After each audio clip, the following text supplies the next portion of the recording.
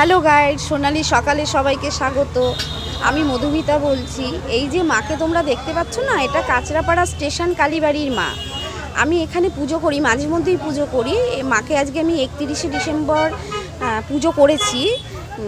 পুজো করতে এসেছি মাকে মাকে পুজো করছি। আমি ভিডিওটা একা করছি বলে তোমাদের দেখাতে পাচ্ছি না সব পুজোটা, সব কিছু। মন্দির পরে খুব ভিড় হলো, এখন আমি একাই রয়েছি, ভিডিওটা করছি। এবার মাকে পুজো করে আমি আস্তে করে এখান থেকে একটু বেরোবো। এই যে মিষ্টির দোকানটা দেখতে পাচ্ছ, এই মিষ্টির দোকানটা থেকে আমি মাঝে মধ্যেই মিষ্টি কিনি, মাকে পুজো দিই, কিনেও নিয়ে যাই। কিন্তু আজকে আমি এখান থেকে মিষ্টি কিনিনি, আমি আজকে সতীমা থেকে মিষ্টি কিনে নিয়ে এসেছি। টোটো করে এসে ওখানেই নেমেছি, ওখান থেকেই মিষ্টিটা কিনেছি। তা পুজো আমার হয়ে গেছে। আমি পুজোটা দুঃখের বিষয় তোমাদের দেখাতে পারলাম না, আমি একাই ভিডিওটা করছি। এই যে আমি যাচ্ছি কাঁচরাপাড়া মার্কেটের ভেতর দিয়ে, আমি একটুখানি জুয়েলারি কেনার ব্যাপার আছে। এই মার্কেটের ভেতর থেকে আমি একটু শ্রীহরিতে যাচ্ছি। তা শ্রীহরিতে আমি একটুখানি জিনিস কিনবো।